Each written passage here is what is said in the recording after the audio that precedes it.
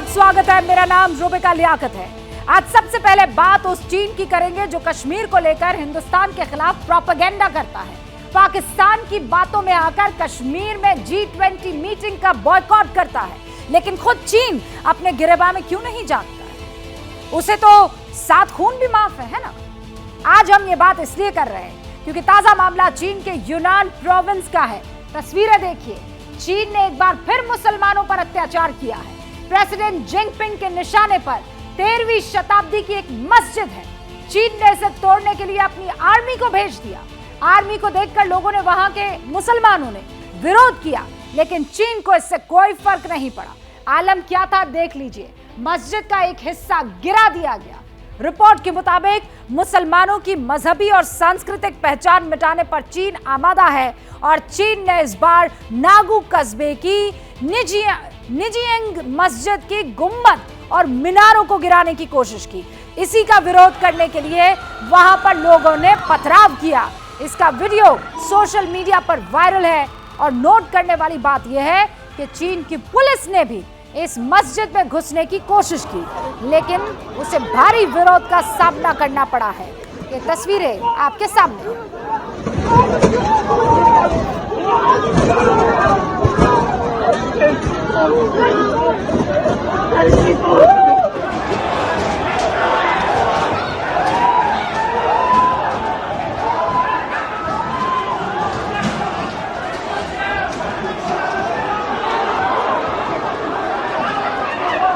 तस्वीरें आप देख रहे हैं, एक तरफ वहां पर चीन के सुरक्षा कर्मी, आर्मी, लोकल पुलिस है, दूसरी तरफ खिमर में, हिजाब में महिलाएं हैं, वहां के मुस्लिम युवक हैं जो वहां पर पुलिस को और वहां की आर्मी को रोक रहे हैं। ये तस्वीरें देखिए मोबाइल से ली गई है और इसीलिए आपको जगह जगह पर पिक्सल बर्स्ट होता हुआ नजर आएगा, लेकिन बावजूद उसके ये तस्वीरें सबसे बड़ी गवाह है चीन कैसे मुसलमानों को खत्म करने पर आमादा हो गया है। ये तस्वीर देखिए, ये मुस्लिम जो चीन के मुसलमान हैं वहां से ली गई तस्वीर है। उस तरफ आपको ये देखिए, ये जो लाइन आपको नजर आ रही है, ये पूरी की पूरी लाइन चीन के आर्मी की आपको दिखाई दे रही है। यहाँ से उनको धकेला जा रहा है। क्यों? क्योंकि ये वहाँ 12वीं 13वीं शताब्दी की जो मस्जिद है, उस मस्जिद को नेस्त नाबूद करना चाहती है वहाँ की आर्मी और लोग धकेल रहे हैं। फिर इसी बीच गुस्से में आए युवक पत्थरबाजी करने लगती हैं। वहाँ पे आपको खिमर में बहुत सारी महिलाएं भी नजर आएंगी जो हालात को सिर्फ देख पा रही है, क्योंकि हालात वहाँ पर आउट ऑफ कंट्रोल होते हुए नजर आ रहे हैं। सैकड़ों की संख्या में तैनात पुलिसकर्मियों ने भीड़ पर नियंत्रण पाने के लिए बल प्रयोग किया, फोर्स का इस्तेमाल किया। ये वायरल वीडियो बता रहा है कि वहाँ हालात कैसे हैं। पत्थरबाजी करने वालों की पुलिस पिटाई करती रही, कई लोगों को गिरफ्तार कर जेल भेज दिया गया। विरोध प्रदर्शन में शामिल लोगों को सरेंडर का अल्टीमेटम भी दिया गया।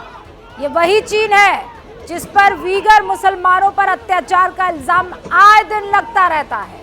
उनके कैंप्स में हमेशा धकेल दिए जाने की रिपोर्ट्स सामने आती रहती है, लेकिन मजाल है तुर्की और पाकिस्तान की, मजाल है वो तमाम मुस्लिम कंट्रीज की जो इसके बारे में एक शब्द भी बोल दे, मजाल है OIC ग्रुप की जो चीन की कड़ी निंदा वाला कोई प्रस्ताव पारित कर ले। ये तस्वीरें गवाह है कि चीन कैसे मुसलमानों पर लगातार अत्याचार करता हुआ नजर आ रहा है। ये तस्वीर आप तक पहुंचानी जरूरी थी। और अब बात जरा भारतीय कुश्ती संघ के अध्यक्ष बृजभूषण और पहलवानों के दंगल की करते हैं, जिस पर पॉलिटिक्स ने रफ्तार पकड़ ली है। कोलकाता में ममता बनर्जी रेसलर्स के सपोर्ट में सड़कों पर उतर आई है। किसान नेताओं ने भी अग्रेसिव रुख अख्तियार कर लिया है, लेकिन कांग्रेस ने हद कर दी। इस कंट्रोवर्सी में क्रिकेट के भगवान कहे जाने वाले सचिन तेंदुलकर को घसीटने की उसने कोशिश की, सारी लिमिट क्रॉस कर दी। रिपोर्ट देखिए। पहलवानों के सपोर्ट के नाम पर सियासत का सबसे नया चैप्टर मुंबई से रिलीज हुआ। मास्टर ब्लास्टर और भारत रत्न सचिन तेंदुलकर के घर के बाहर यूथ कांग्रेस की तरफ से एक पोस्टर लगाया गया। इस पोस्टर में पहलवानों के इशू पर सचिन की चुप्पी को लेकर सवाल पूछे गए। हालांकि जैसे ही पोस्टर चस्पा होने की खबर सर्कुलेट हुई, फौरन मुंबई पुलिस हरकत में आई और सचिन के घर के बाहर लगा पोस्टर हटा दिया गया। मगर यूथ कांग्रेस अब भी अपनी बात पर कायम है।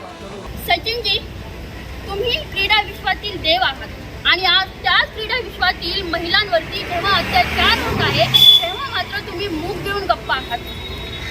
नेमकी तुम्हाला भीती कोणती सतावतीये की तुम्ही जर या विरोधात आवाज उठवला तर तुमच्या पाठीमागे ईडी, सीबीआय, इन्कम टैक्स यासारख्या यंत्रणांचा ससेमिरा तर लागणार.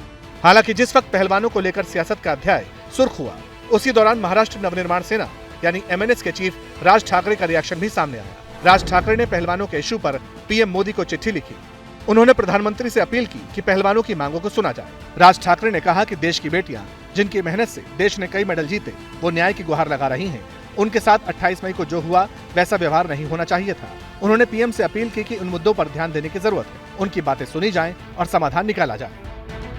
इसी दौरान पहलवानों के सपोर्ट में पैदल मार्च वाली ममता बनर्जी की तस्वीरें भी सामने आ गईं. कोलकाता में तृणमूल कांग्रेस ने मार्च निकाला था. पश्चिम बंगाल की चीफ मिनिस्टर इसमें शामिल हुई. ममता बनर्जी ने कहा कि पहलवानों को उनका फुल सपोर्ट है, पहलवानों की लड़ाई में वो उनके साथ है. कहा कि आप लोग लड़ाई करो, हम आपका साथ में है. इसी के लिए आज का रैली हुआ, काल भी प्रोग्राम होगा, हमारा एक टीम जाएगा और उसका थर्ड मंच पे मिलकर उसको हमारा सपोर्ट देंगे.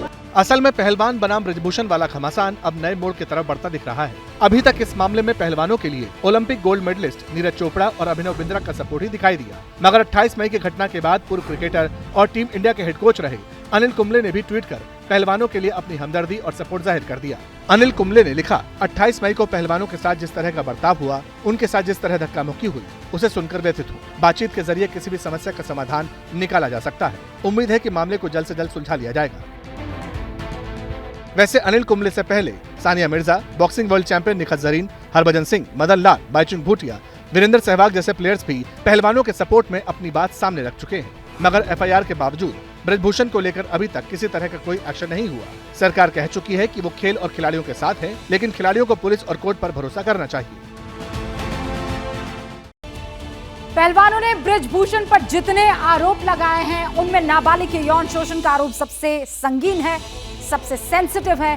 लेकिन आज इस मामले में एक सनसनीखेज दावा सामने आया. सोर्सेज ये दावा कर रहे हैं कि पुलिस की जांच में ये पता चला है कि लड़की नाबालिग नहीं है. जिस लड़की को पीड़ित बताया जा रहा है उसके चाचा यही कहते हुए सुनाई पड़ रहे हैं कि ब्रजभूषण के लिए राहत की बात है. लेकिन पहलवानों की टेंशन जरूर बढ़ गई है. रिपोर्ट.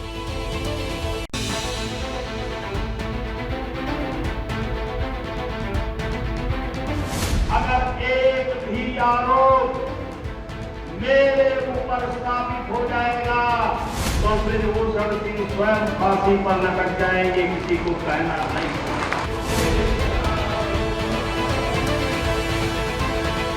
मेडल फेंकने गई थी, मेडल मतलब डालने के लिए गई थी. फिर गंगा जी में, अब गंगा जी के बजाय टिकट को दे दी. 39 दिन हो गए देश के नामी गिरामी पहलवान यौन उत्पीड़न के आरोपों को लेकर ब्रजभूषण के खिलाफ अपनी मांग पर कायम है.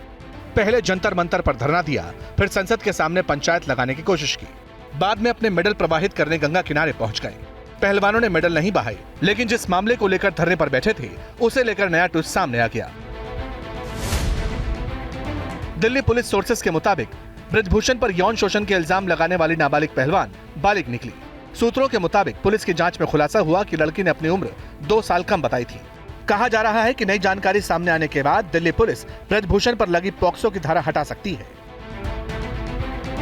असल में दिल्ली पुलिस की एक टीम मामले की जांच के लिए रोहतक गई थी. वहां पुलिस की बात पीड़ित पहलवान के रिलेटिव से हुई, लेकिन रिश्तेदार ने जो खुलासा किया वो चौंकाने वाला था.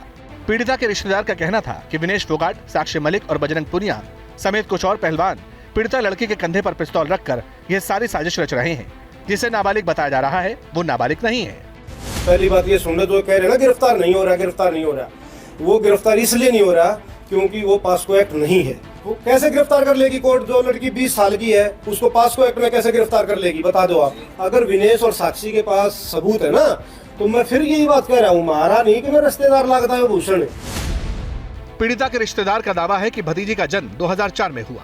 जानकारी के मुताबिक इस फैक्ट को वेरीफाई करने के लिए पुलिस को बर्थ सर्टिफिकेट भी दिखाया गया, लेकिन पीड़िता के पिता इन बातों से इत्तेफाक नहीं रखते. सोर्सेस के मुताबिक पिता का दावा है कि बेटी नाबालिग ही है और जिस लड़की के सर्टिफिकेट दिखाए जा रहे हैं वो बड़ी बेटी थी जिसका देहांत हो चुका है. हालांकि इन सारे आरोप प्रत्यारोप के बीच कांग्रेस ने इल्जाम लगाया कि नाबालिग बेटी की पहचान उजागर करने की अब कोशिश हो रही है. मगर भाजपा के एक पूर्व मंत्री के साथ एक प्रेस कॉन्फ्रेंस में एक लड़की का चाचा आया कि जी ये दबाव बनाकर आईएनटी रिवील। उसके बाद उसके पिता आए कि ये चाचा से तो बहुत सालों से हमारा लेना देना ही नहीं है। तो दुर्भाग्य ये है कि आईटी सेल वाले भी हमारी देश की बेटियों की गरिमा का कोई उनके मस्तिष्क में कोई ध्यान नहीं है। अब सवाल है कि अगर पुलिस पॉक्सो एक्ट की धारा हटाती है तो आगे क्या होगा। एक्सपर्ट्स का मानना है कि पॉक्सो की धारा हटते ही बृजभूषण की तुरंत गिरफ्तारी का प्रावधान खत्म हो जाएगा और बृजभूषण के खिलाफ धारा 354 के तहत जो दूसरी एफआईआर हुई है उसमें तुरंत गिरफ्तारी की जरूरत नहीं है।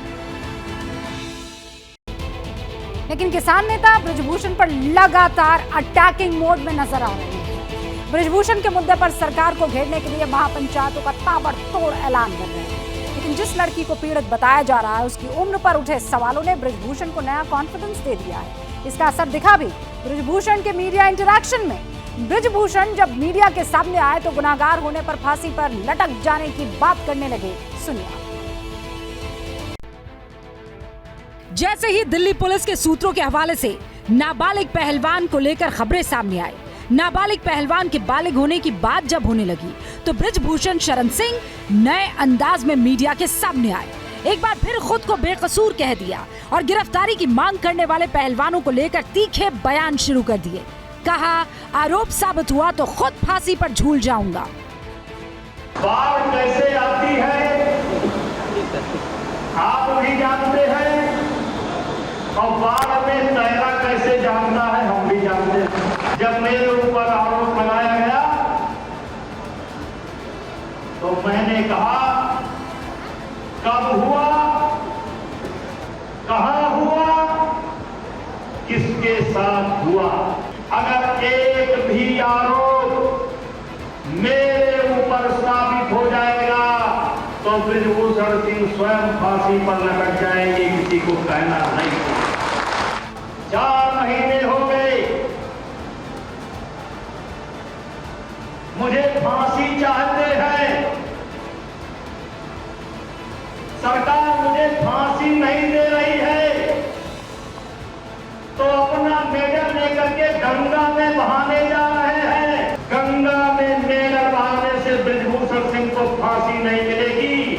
मेरे ऊपर बंदा नहीं है, मेरे ऊपर शोभा नहीं देता है, लेकिन ये आरोप मेरे ऊपर इसलिए लगा है कि भगवान मुझको माध्यम बना करके कोई बड़ा काम लेना चाहते हैं। लेकिन दूसरी तरफ अब किसान नेता इस मामले में अग्रेसिव हो चुके हैं। भारतीय किसान यूनियन के चीफ नरेश टिकैत ने पहलवानों के सपोर्ट को लेकर और बृजभूषण की गिरफ्तारी की मांग को लेकर 1 जून को मुजफ्फरनगर में महापंचायत बुलाई है, जबकि 2 जून को कुरुक्षेत्र में खाप पंचायत का आह्वान किया गया है। बच्चों के साथ में इनके साथ में गलत हो रहा बहुत, इसमें कोई दो राय नहीं। जो जिम्मेदार है वही बैठ कर निष्कर्ष लिख रहे हैं, क्या किसी बात का क्या समाधान हो सके, किस तरह तो वो सरकार से भी बातचीत करेंगे 5 दिन और तभी करेंगे। तो सरकार में कहा है संजीव बालियान है, सभी कहेंगे भाई इस तरह की बात हो तो हम जिम्मेदार हो, यहाँ से रिजल्ट कुछ भी निकलो, रिजल्ट की हमें कोई परवाह नहीं, पर हम चुप नहीं बैठने के उसमें। इस पूरे इशू पर केंद्र सरकार का रुख भी सामने आ चुका है। खेल मंत्री अनुराग ठाकुर ने पहलवानों से संयम बरतने की अपील की। खेल मंत्री ने कहा कि खिलाड़ियों को कोई ऐसा कदम नहीं उठाना चाहिए जिससे किसी खिलाड़ी का नुकसान हो। पुलिस जांच कर रही है, जांच पूरी होने का इंतजार करना चाहिए। कोई कदम ऐसा नहीं उठाना चाहिए जिससे किसी और खिलाड़ी को और खेलों को और इस पूरे उसमें कोई किसी को नुकसान हो। हम सब खेल और खिलाड़ियों के पक्ष में हैं। हम सब खेलों को आगे बढ़ाना चाहते हैं। जांच पूरी होने दीजिए। आप प्रदर्शन अगर आपको नहीं लगता आप उसके बाद भी कर सकते हैं, लेकिन आपको सुप्रीम कोर्ट पे, पुलिस पे, खेल विभाग पे, किसी पे विश्वास तो करना पड़ेगा। हम भी चाहते हैं खिलाड़ियों ने जो बात उठाई है उसकी निष्पक्ष जांच हो और जांच के बाद उचित कार्रवाई हो। हालांकि इससे पहले यूनाइटेड वर्ल्ड रेसलिंग ने जंतर मंतर पर विरोध प्रदर्शन के दौरान भारत के शीर्ष पहलवानों को हिरासत में लिए जाने की निंदा की है और WFI को निलंबित करने की धमकी दी। यूनाइटेड वर्ल्ड रेसलिंग ने कहा कि वो पूरे मामले पर नजर बनाए हुए हैं। अब जरा सियासी रण की तरफ, सियासी दंगल की तरफ रुख करते हैं। राजस्थान, जहां आज अजमेर में प्रधानमंत्री नरेंद्र मोदी पहुंचे। पीएम ने अजमेर पहुंचकर चुनावी शंखनाद कर दिया। अजमेर में पीएम मोदी ने पब्लिक मीटिंग की, कांग्रेस पर तीखे वार किए। 2023 में राजस्थान में विधानसभा चुनाव है, फिर 2024 का भी सवाल है। प्रधानमंत्री मोदी अजमेर पहुंचे तो बीजेपी ने महाजनसंपर्क अभियान लॉन्च कर एक तीर से दोनों पर निशाना साधा। लेकिन इससे पहले निर्जला एकादशी पर पीएम ने पुष्कर पहुंचकर ब्रह्मा मंदिर में पूजा अर्चना की।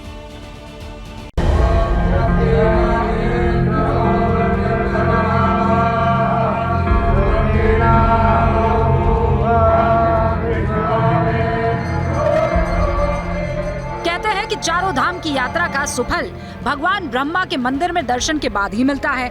इसीलिए राजस्थान पहुंचे पीएम मोदी ने पहले पुष्कर में भगवान ब्रह्मा का आशीर्वाद लिया,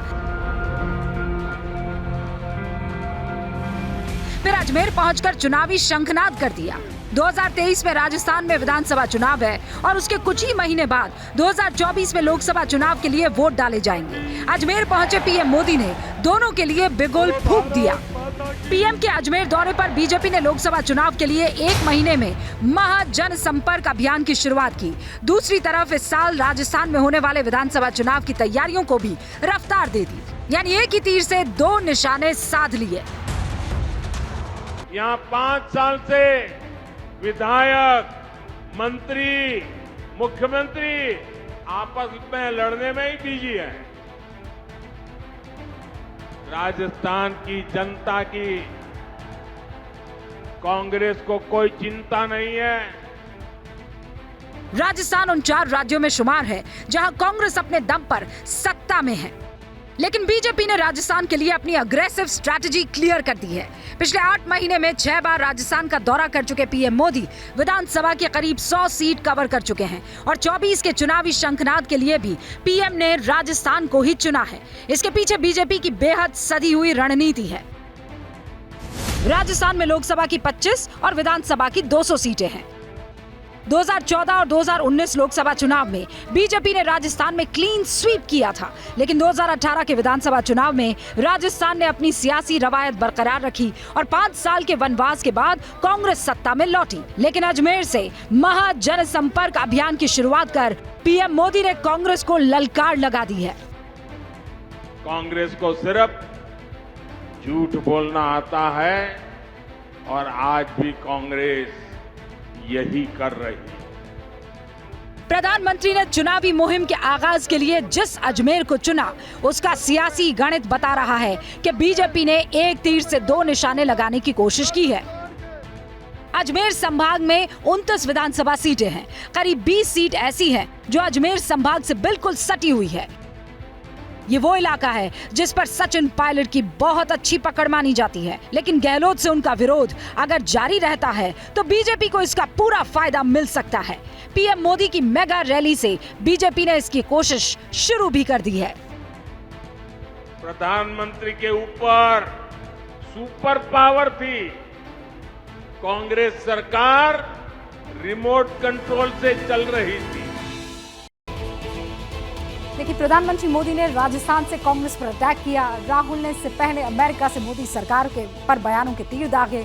राहुल गांधी ने प्रधानमंत्री मोदी के बारे में बहुत सी बातें कही और ये भी कहा कि मोदी सर्वज्ञाता हैं, उन्हें सब कुछ मालूम है। और फिर मुसलमानों के नाम पर मोदी सरकार पर तीखा हमला करने की कोशिश की। सवाल यह है कि क्या राहुल मोदी पर हमले के नाम पर 24 के चुनाव की जमीन तैयार करने में कामयाब होंगे? Way for me to explain that, नफरत के बाजार में मोहब्बत की दुकान। और इन शब्दों के साथ राहुल गांधी ने 7 समंदर पार से ऐलान किया कि वो हिंदुस्तान में मोहब्बत की दुकान खोल रहे हैं। राहुल गांधी अमेरिकी दौरे पर हैं। यूनिवर्सिटी ऑफ सैन फ्रांसिस्को में राहुल ने स्पीच दी। राहुल ने स्पीच पे पीएम नरेंद्र मोदी, बीजेपी और आरएसएस पर तंज कसे। कहा, मोदी तो भगवान को भी दुनिया चलाना सिखा देंगे। Have a group of people in India. They think maybe they know even more than God. They could sit down with God and have a conversation and explain to him, about what is going on. And of course, our Prime Minister is one such specimen. I think if you sat Modi ji down next to God, Modi ji would start explaining to God how the universe works. इसके बाद राहुल गांधी ने एक और बयान दिया जिस पर बवाल मच गया। राहुल ने कहा कि हिंदुस्तान में मुस्लिम कम्युनिटी को परेशान किया जा रहा है। What is happening, for example, to the Muslim community in India today happened to the Dalit community in the 80s. If you went to UP in the 80s, the Dalit community, what is happening with the Muslims was happening with the Dalits. हालांकि राहुल के बयान पर BJP और ओवैसी दोनों ने तीखा comment किया। जिस कालखंड की बात राहुल गांधी जी करते हैं कि 80 के दशक में दलितों पर अत्याचार होता था, अनुसूचित जाति के परिवारों पर अत्याचार होता था, तब देश और प्रदेश में, उत्तर प्रदेश में कांग्रेस की ही सरकारें थी। सवाल पूछा गया था भारत के मुसलमानों के बारे में, तो आपने कह दिया कि 1980 में यही हाल दलित और सिखों का भी हुआ था। तो 1980 में राहुल गांधी नहीं जानते कि यूपी में सरकार उनकी थी, तो हाशिमपुरा हुआ, मलियाना हुआ। और अभी तो ये वार पलटवार आगे भी जारी रहने वाले हैं, लेकिन पाकिस्तान में क्या हुआ है? पाकिस्तान की आर्मी का नया खेल जग जाहिर हो गया है। 2 दिन पहले बिलावल भुट्टो ने पाकिस्तान के वजीर आजम शहबाज शरीफ को पाकिस्तान का रियलिटी चेक करवाया था। विदेश मंत्री बिलावल ने इशारों में कह दिया था कि शहबाज से मुल्क नहीं संभल रहा। आज इस टकराव की इनसाइड स्टोरी सामने आ गई है। क्या पता चला? पता ये चला कि पाकिस्तान में एक और हुक्मरान की ताजपोशी की तैयारी हो रही है। अब बताइए कौन है वो? पाकिस्तान आर्मी ने शहबाज को सत्ता से बेदखल करने का प्लान बना दिया है और अब बिलावल कांटों वाले सिंहासन पर बैठ सकते हैं। मैं इस मुल्क का वजीर खारजा हूं, वजीर आजम साहब। मैं टैंकर से पानी लेता हूं, खरीदता हूं। पाकिस्तान के विदेश मंत्री बिलावल भुट्टो जरदारी सिर्फ पानी खरीदने की बात नहीं कर रहे थे, वो भरी महफिल में मुल्क के हाल बयान कर शहबाज को पानी कर रहे थे। कराची को शहबाज स्पीड की जरूरत है वजीर आजम साहब। बिलावल भुट्टो डेवलपमेंट के लिए शहबाज स्पीड की डिमांड नहीं कर रहे थे, भरी बज़्म में शहबाज की नाकामी का किस्सा बयान कर रहे थे और अपनी इंटरनेशनल बेइज्जती पर खिसियाहट छिपाने के लिए शहबाज होठों पर उंगलियां रखकर मुस्कुराने का ड्रामा कर रहे थे। ये पाकिस्तान की सियासत का वो नाटक है जिसके सारे सीन फौज की कलम से लिखे जा रहे हैं, क्योंकि आर्मी चीफ आसिम मुनीर को हुकूमत पर पकड़ बनाए रखने के लिए एक नए एक्टर की जरूरत है और मुल्ला जनरल की ये जरूरत पूरी करने के लिए फौज का मिशन बिलावल लॉन्च हो चुका है। वरना बिलावल शहबाज को 20 साल वाला ताना मारने का कलेजा कहां से लाते? 3 कंपोनेंट्स है K4 का और इन 3 कंपोनेंट्स में से एक कंपोनेंट पे 20 साल से काम चलता आ रहा है। कराची को शहबाज स्पीड की जरूरत है वजीर आजम साहब। इमरान खान को वजीर आजम की गद्दी से धकियाने के बाद पाकिस्तानी फौज तय कर चुकी है कि पीटीआई के कैप्टन आगे की पारी या तो जेल में खेलेंगे या पागल खाने में। लेकिन जिन्ना के मुल्क में इसके साइड बाय साइड फौज ने शहबाज के खिलाफ भी मुहिम शुरू कर दी है। इसकी वजह है वो इंटरव्यू जिसमें शहबाज ने खुद को ईमानदार साबित करने के लिए गलती से पाकिस्तानी फौज का नकाब खींच लिया था। मैंने कहीं पे ये एक दावा किया था अपनी इंफॉर्मेशन की बुनियाद पे कि जुलाई 2018 के इलेक्शन से कुछ हफ्ते पहले आपको जनरल बाजवा ने, जनरल फैज़ ने और जनरल नवीद मुख्तार ने प्राइम मिनिस्टरशिप की ऑफ़र की थी, को डील करने की कोशिश की थी, लेकिन आप की डील जो है वो नहीं हो सकी, आपने इनकार कर दिया। 2018 से इलेक्शन पहले की बात है जी, ये बात दुरुस्त है? ये आपकी बात, मेरी मीटिंग हुई थी जनरल बाजवा से और जनरल नवीद मुख्तार उसमें मौजूद थे और जनरल फैज़ भी गालिब मौजूद थे, मेरी मीटिंग हुई थी। तो वो आपसे क्या डील करना चाह रहे थे? डील नहीं, अब मेरा ख्याल जो आपने फरमाया वो बिल्कुल ठीक है। शहबाज के कबूलनामे से ये बात साबित हो गई कि वो काम फौज 2018 में नहीं कर पाई, वो 2022 में शहबाज को गद्दी पर बैठाकर पूरा कर लिया। लेकिन इसके बाद पाकिस्तान का खजाना खाली होता गया, शहबाज कर्ज जुटाने में नाकाम होते गए, फौज के हाथ तंग होते गए और मियां साहब आर्मी के लिए बोझ बनते चले गए। दावा किया जा रहा है कि शहबाज से पीछा छुड़ाने के लिए पाकिस्तान की आर्मी अक्टूबर का इंतजार कर रही है, क्योंकि पाकिस्तान में अक्टूबर के आसपास चुनाव होने वाले हैं। डूबी अर्थव्यवस्था के चलते शहबाज शरीफ अनपॉपुलर हो चुके हैं।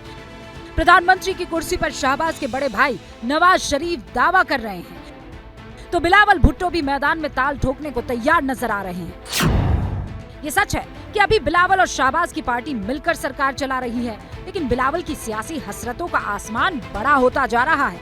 वो राजनीति के मैदान में जरा कच्चे जरूर हैं, लेकिन उनकी यही कमजोरी आर्मी को पसंद आ रही है। पाकिस्तान के विदेश मंत्री भी वो अपनी इसी कमजोरी के चलते बने हैं। दरअसल पाकिस्तान आर्मी के टॉप ब्रास का मानना है कि अगर बिलावल प्रधानमंत्री बने तो नवाज के मुकाबले उन्हें हैंडल करना आसान होगा। वैसे भी आर्मी के प्रेशर में इमरान खान की पार्टी से निकले कई नेता अब बिलावल की पार्टी में शामिल हो चुके हैं। बताया जा रहा है कि आर्मी इन दल बदलुओं को चुनाव जितवाएगी, संसद में शहबाज की ताकत घटाएगी और पीएम की गद्दी पर बिलावल को बैठाकर हुकूमत चलाएगी। तो पाकिस्तान की आर्मी का ये प्लान आपको समझ में आ गया है। फौज बिलावल को सत्ता देकर हुकूमत चलाएगी, लेकिन असली दर्द आवाम का है ना, वो बेचारी कहां जाएगी? ये सवाल इसलिए है क्योंकि संयुक्त राष्ट्र ने खतरे का बड़ा अलार्म बजा दिया है। संयुक्त राष्ट्र कह रहा है कि सितंबर से पाकिस्तान में भुखमरी शुरू हो जाएगी, जो लाखों लोगों के लिए मौत की वजह बन सकती है। वैसे पाकिस्तान की आवाम तो अब भी पाकों पर ही दिन गुजार रही है। हम तो कब से आपको वो तस्वीरें दिखा रहे हैं। एक टाइम खाती है, 2 टाइम बच्चों को स्कूल से निकल दिए। जब हमारी ताकत नहीं है तो अभी तो गरीबों का ये तेल निकाल रहा है। ये कौन सा वजीर आजम आके बैठा हुआ है? ये तो अपना ही पेट भर रहा है। 4-5 बीमारी से खेल रहे हैं, गोली नहीं ले सकते। तो शहबाज शरीफ को इतना करना चाहिए कि गरीबों का लिहाज करे। महंगाई इतनी है, वो भी भाई यही कह रहा है। पहले कराची में कभी कोई एक दूसरे के साथ ऐसे जबान से नहीं दराज नहीं करता था, मगर कारोबार के लिहाज से हर बंदा एक दूसरे के साथ लड़ाई करने के लिए तैयार है। लेकिन मियां मोहम्मद शहबाज शरीफ को रोटी के लिए आवाम की लड़ाइयों की तरफ देखने की फुर्सत कहाँ है? वो तो इमरान खान से लड़ने, फौज को पटाने और गद्दी को बचाने में बिजी है। लेकिन फौज ने मियां साहब को सियासत की बिसात का वो प्यादा बना दिया जो अपनी गर्दन तो बचा नहीं सकता, मुल्क क्या बचाएगा? डूबते पाकिस्तान की सबसे लेटेस्ट पिक्चर रिलीज की है संयुक्त राष्ट्र ने। यूएन ने अपनी रिपोर्ट में दावा किया है कि आने वाले महीनों में पाकिस्तान पर भुखमरी की मार पड़ने वाली है, क्योंकि वहां पर अनाज का रिकॉर्ड तोड़ संकट पैदा होने वाला है। यूएन की रिपोर्ट के मुताबिक सितंबर से दिसंबर के बीच पाकिस्तान में लोगों की परचेजिंग पावर बुरी तरह गिर जाएगी। अनाज और दूसरी चीजें खरीदना मुश्किल हो जाएगा। करीब 85 लाख लोगों पर भुखमरी का खतरा होगा। पूरे पाकिस्तान में कुपोषण में बुरी तरह इजाफा होगा और इसकी सबसे ज्यादा मार गरीब और मिडिल क्लास पर पड़ेगी। पाकिस्तान पर काल बनकर मंडराती भुखमरी की वजह है वहाँ के हुक्मरान जो सरकारी खजाना लूटकर अपनी तिजोरियां भरते रहे। इस लूट खसोट से पाकिस्तान का विदेशी मुद्रा भंडार पेंदे में पहुँच गया है और जिन्ना छाप करेंसी मिट्टी हो गई। अंजाम यह है कि आवाम चौराहों पर खड़ी होकर हुक्मरानों पर लानत भेज रही है। हिंदुस्तान में हुए करेंसी के डिजिटाइजेशन, डिमोनेटाइजेशन और मनी लॉन्ड्रिंग रोकने के लिए बनाए गए कानूनों की मिसाल दी जा रही है। अगर इंडिया की बात करें, उन्होंने ब्लैक मनी को रोकने के लिए उन्होंने 2000 का नोट विड्रॉ किया। इससे पहले जो है वो डिमोनेटाइज कर चुके हैं कुछ नोट। क्या हमें भी ऐसी पॉलिसीज लाने की जरूरत है? जी बिल्कुल, ऐसी बहुत सारी पॉलिसीज है। हमें ऐसे रूल लॉ बनाने चाहिए यहाँ पे, जैसे मनी लॉन्ड्रिंग जो है उसके खिलाफ कोई ऐसा हमारा यहाँ से पैसा इकट्ठा करके, हमारे कोई पॉलिटिशियन यहाँ से आम आवाम का जो टैक्स का पैसा इकट्ठा करके बाहर जाके ऐसी कंट्रीज में ले जाते हैं, वहाँ पे जाके इन्वेस्ट करते हैं और डॉलर्स में। लेकिन शहबाज के पास सुनने की फुर्सत कहाँ है? उनका सारा फोकस तो इमरान खान को जेल भेजने पर है। मेन बात अगर करेंसी की बात करें तो सबसे मेन चीज़ है फोकस हमारा इस टाइम आपके सामने पूरी नेशनल लेवल की जितनी भी सियासत है, टोटली एक दूसरे के अपनी सियासत को मतलब ऊपर लेके आने के लिए और एक दूसरे को डिवैल्यू करने के लिए, एक दूसरे को मतलब नीचे लेके आने के लिए अपनी ज़ाती इनकी सियासत है। इनका कोई भी ऐसी पॉलिसी नहीं है जो अपने मुल्क के लिए, अवाम को फ़ायदे के लिए, ऐसी कोई पॉलिसी हमें नज़र नहीं आ रही। आप पाकिस्तान को जून 2026 तक 77.5 अरब डॉलर यानी तकरीबन 21,83,000 करोड़ पाकिस्तानी रुपए के बराबर विदेशी कर्ज चुकाना है। लेकिन पूरी दुनिया में कटोरा लेकर घूमने के बाद भी शहबाज सिर्फ 4 अरब डॉलर का ही इंतजाम कर पाए और वो भी लगातार खर्च होता जा रहा है और हर गुजरते दिन के साथ पाकिस्तान का सूरज डूबता जा रहा है। एक और मुल्क है जहां बगावत के शोले इसी तरीके से सुलगते हुए नजर आ रहे हैं और वो जगह है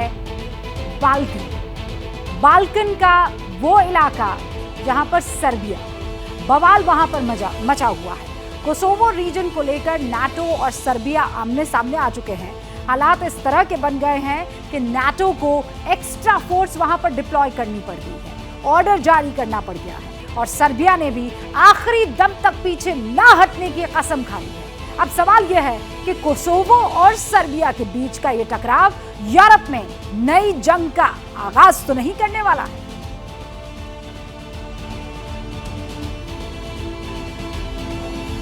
ये तस्वीरें आप देखिए, ये तस्वीरें बयां कर रही हैं कि वहां पर हालात बिल्कुल दुरुस्त नहीं है। जैसा हमने आपको बताया, यूरोप में इस वक्त वैसे भी स्थिति डावाडोल है। सड़कों पर एक बार फिर से वही आतिशी शोले आपको नजर आ रहे हैं। नाटो और सर्बिया आमने सामने हैं।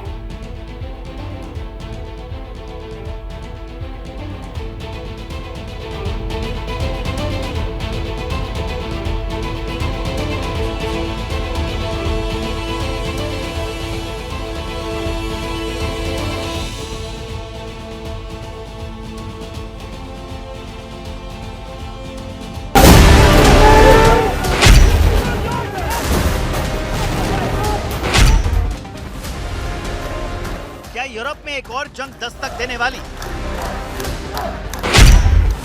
क्या कोसोवा और सर्बिया वाला विवाद अब रूस बनाम अमेरिका होने वाला है? सवाल इसलिए क्योंकि कोसोवा एक बार फिर सुलग रहा है। नाटो और सर्बिया के सपोर्टर्स के बीच बवाल बढ़ता जा रहा है। हालात इतने बिगड़ गए कि नाटो पीस कीपिंग फोर्स को फोर्स का इस्तेमाल करना पड़ा। लेकिन रिटेलिएशन के दौरान नाटो फोर्स के 30 सैनिक घायल हो गए। जैसे ही खबर ब्रसेल्स पहुंची, नाटो के चीफ एक्शन में आए और ऐलान कर दिया कि अगर जरूरत पड़ी तो नाटो के और सैनिकों को कोसोवा में तैनात कर दिया जाएगा। KFOR, the NATO forces will take all necessary actions to maintain a safe and secure environment for all citizens in Kosovo. We have decided to deploy 700 more troops from the Operational Reserve Force for Western Balkans and to put an additional battalion of reserve forces on high readiness so they can also be deployed if needed. NATO के इस ऐलान के बाद Serbia का reaction आया। Serbia ने अपनी force को हाई अलर्ट पर कर दिया और नॉर्दर्न कोसोवा में प्रदर्शन और तेज हो गया। बात अब नॉर्थ कोरिया की करेंगे, जहां का जो तानाशाह है वो बुरी तरह से भड़क गया है। एक्चुअली अपनी मिलिट्री ताकत बढ़ाने के लिए किम जोंग ने बड़े अरमान से स्पाई सैटेलाइट को लॉन्च किया, लेकिन सैटेलाइट को आसमान में ले जाने वाला रॉकेट क्रैश हो गया और किम का सपना समंदर में क्रैश हो गया।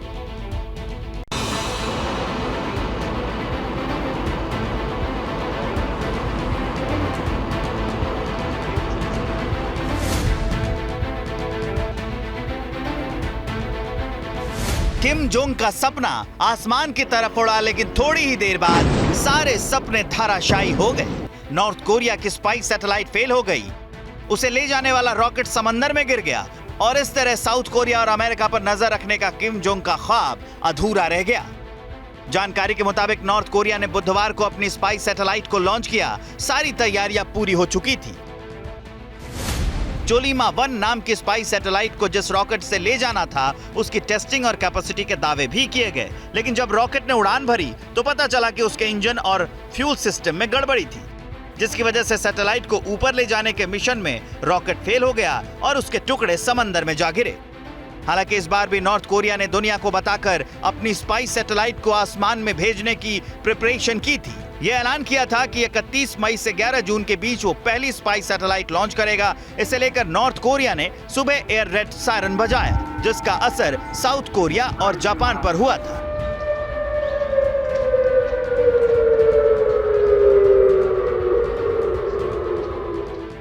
उसने फौरन अपने नागरिकों को सुरक्षित जगहों पर भेजने का अलर्ट जारी कर दिया। जापान ने भी अपनी सेना को एक्टिव कर दिया, लेकिन किम की सैटेलाइट फेल हो गई। हालांकि इस मिशन से पहले किम जोंग की वो तस्वीरें सामने आई थी जब वो अपनी स्पेस एजेंसी के दौरे पर पहुंचा था और ये कहा था कि आसपास के हालात को देखते हुए नॉर्थ कोरिया के लिए अपनी मिलिट्री ताकत बढ़ाना जरूरी है। जैसे ही घड़ी का काटा दोपहर 2:30 पे आए, बबीता जी का दिल सास बहू साजिश के लिए मचल जाए। और ये है इनकी बहू, पूरे दिन ऑफिस की टेंशन हो जाए गॉन जब ये करें अपना फेवरेट शो फ्री टाइम पे ऑन। इनकी तरह आप भी देखिए अपना फेवरेट शो अपने टाइम पर और डाउनलोड कीजिए एबीपी लाइव ऐप अपने स्मार्ट टीवी पर।